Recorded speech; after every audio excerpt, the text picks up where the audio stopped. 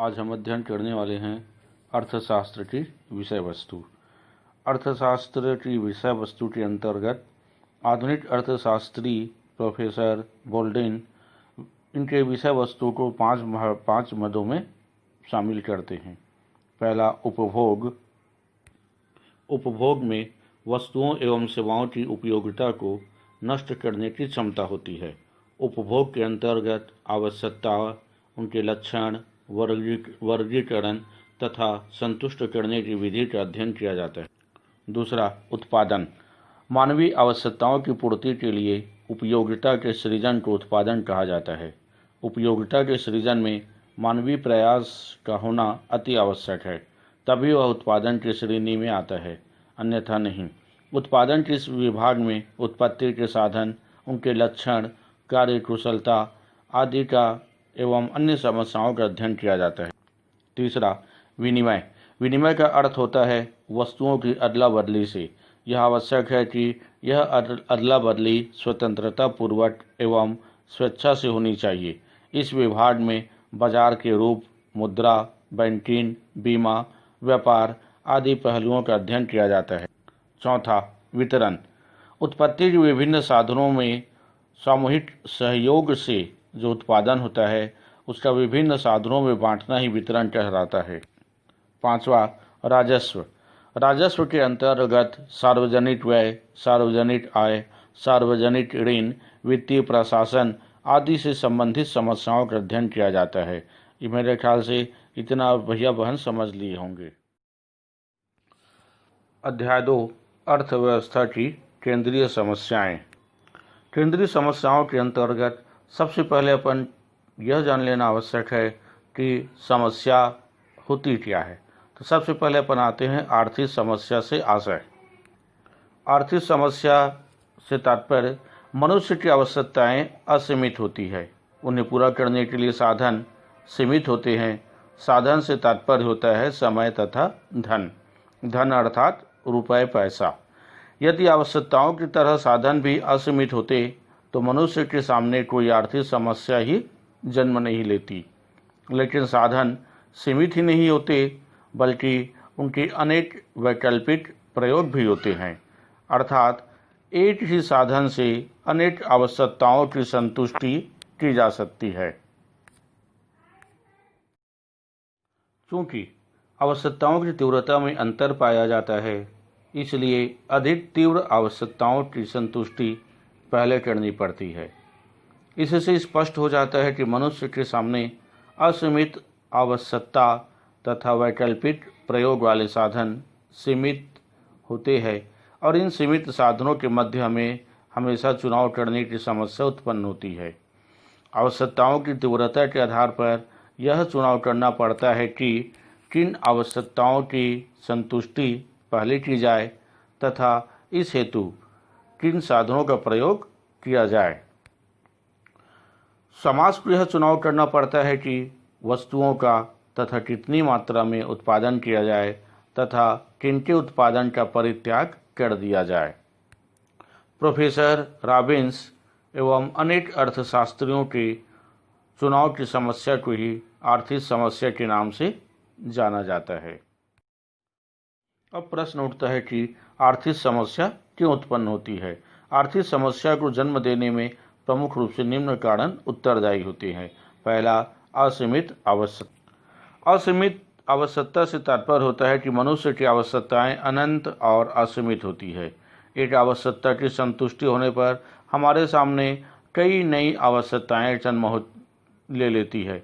एक आवश्यकता को एक बार संतुष्ट कर लेने के बाद वही कुछ समय के बाद फिर से वही समस्या, वही आवश्यकता उत्पन्न हो जाती है। दूसरा, विभिन्न प्राथमिकताएं। मनुष्य की सभी आवश्यकताएं एक जैसी तीव्रता की नहीं होती। कुछ आवश्यकताएं अधिक तीव्र होती है तो कुछ कम। तीव्रता के आधार पर प्रत्येक व्यक्ति विभिन्न आवश्यकताओं को प्राथमिकता के आधार पर पूरा करती है। यदि मनुष्य की सभी आवश्यकताएं समान तीव्रता की होती है तो चुनाव करना संभव नहीं हो पाता और न ही कोई आर्थिक समस्या ही उत्पन्न होती। तीसरा, सीमित साधन। मनुष्य की आवश्यकताएं अनंत एवं असीमित होती है, परंतु इन्हें संतुष्ट करने वाले साधन सीमित होते हैं। आवश्यकताओं के समान ही हमारे साधन भी असीमित होते तो आर्थिक समस्या उत्पन्न नहीं होती, क्योंकि असीमित साधनों से असीमित आवश्यकताओं की संतुष्टि की जा सकती है। चौथा, साधनों के वैकल्पिक प्रयोग।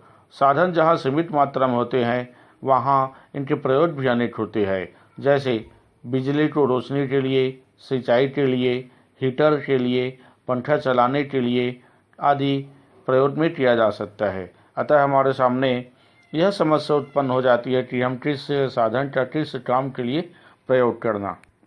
पांचवा, चुनाव की समस्या।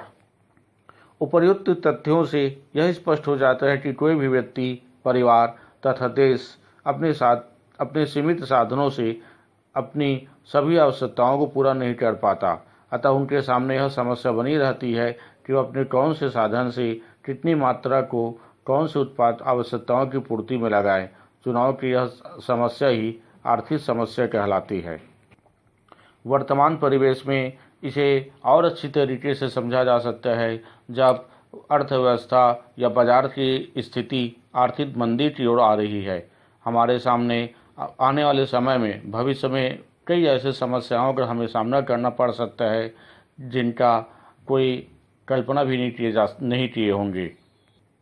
वर्तमान स्थिति में जिस हिसाब से बाजार की स्थिति है, उनके हिसाब से आर्थिक समस्याओं का जन्म यानी अर्थात बहुत ज़्यादा विकराल रूप लेने वाला है। अब प्रश्न उठता है, एक अर्थव्यवस्था की केंद्रीय समस्याएं निम्नलिखित होती है। पहला, क्या और कितना उत्पादन किया जाए। प्रत्येक अर्थव्यवस्था के सामने यह एक प्रमुख समस्या उत्पन्न होती है कि वह सीमित साधनों से तथा किन किन वस्तुओं का और कितनी मात्रा में उत्पादन करे, जिससे समाज में लोगों की अधिकतम आवश्यकताओं की संतुष्टि हो सके।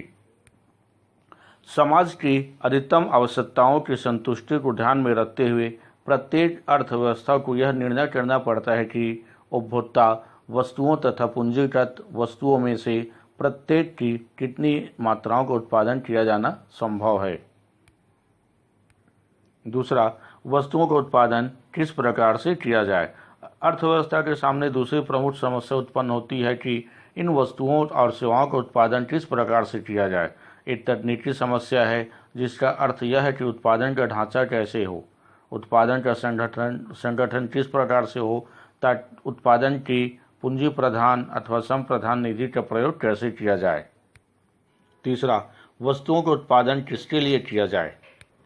प्रत्येक अर्थव्यवस्था के सामने तीसरी महत्वपूर्ण समस्या उत्पन्न होती है कि वस्तुओं और सेवाओं का उत्पादन किसके लिए किया जाए। यह समस्या उत्पादित वस्तुओं के वितरण की समस्या कहलाती है। चौथा, साधनों के पूर्ण उपयोग की समस्या। इसके अंतर्गत उत्पादन का कोई भी साधन बेकार न रहे तथा सभी साधनों का पूर्ण उपयोग होता रहे।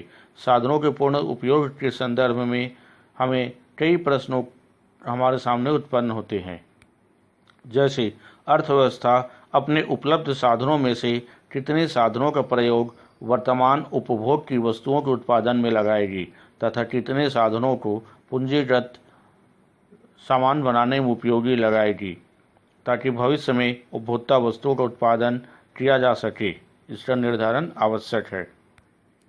पूर्ण रोजगार का स्तर प्राप्त करने के लिए उत्पादन में वृद्धि करना आवश्यक होता है। उत्पादन तभी बढ़ सकता है जब आवश्यक पूंजी निवेश किया जाए। निवेश बढ़ाने के लिए बचतों में वृद्धि करना भी जरूरी है। उपयुक्त मौद्रिक नीति तथा राजकोषीय नीति का प्रयोग करना अति आवश्यक माना जाता है। तथा पांचवा, आर्थिक विकास, अनुरक्षण एवं लोच की समस्या। अर्थव्यवस्था की लोचपूर्ण होने का अभिप्राय यह है कि उपभोक्ताओं की रुचि, साधनों की पूर्ति तथा तकनीकी में परिवर्तन हो तो अर्थव्यवस्था इन परिवर्तनों के अनुरूप उपयुक्त समायोजन कर सके। अगला भाग अगले वीडियो में।